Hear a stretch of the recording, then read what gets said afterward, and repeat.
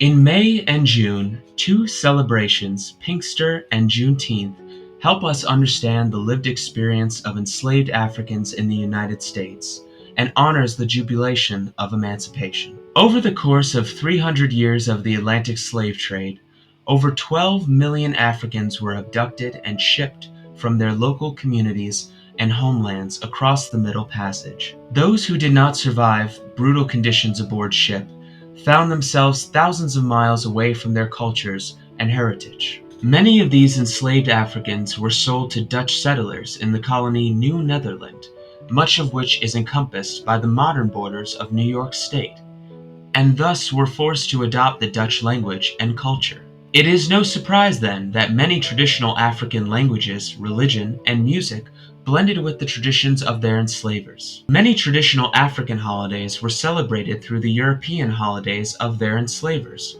such as the festivities of the Dutch-originated holiday of Pinkster. Pinkster was originally a Dutch celebration of Pentecost, on the seventh Sunday after Easter. Dutch colonists and enslavers brought this holiday to the Northeast. As the decades rolled on and as ownership of the colony transferred to the English, this holiday became increasingly associated with the enslaved Africans, particularly those hailing from the Bantu culture of modern-day Angola and the Congo. The holiday was a rare opportunity to have time off and to reunite with separated family members living in different households. Pinkster festivities would last for several days amidst joyous bouts of games, drinking, dancing, and music. In the 19th century, several cities outlawed the celebrations of Pinkster, out of growing fear of this Afro-originated solidarity throughout the region. Decades later, a new holiday was soon to take its place, the celebration of Juneteenth.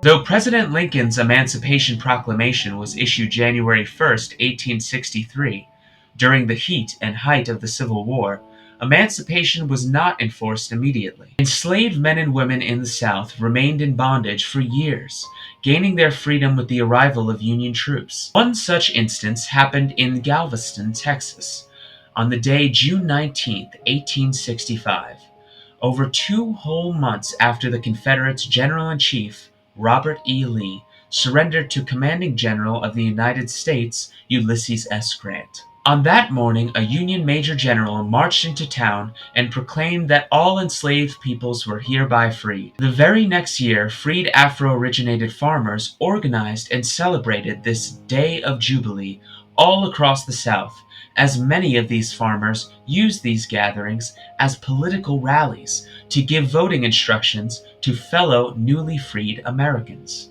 Today, Juneteenth celebrations across the United States are marked by political rallies, backyard barbecues, and family gatherings. More than 40 states recognize Juneteenth as an official holiday, including New York State in 2020.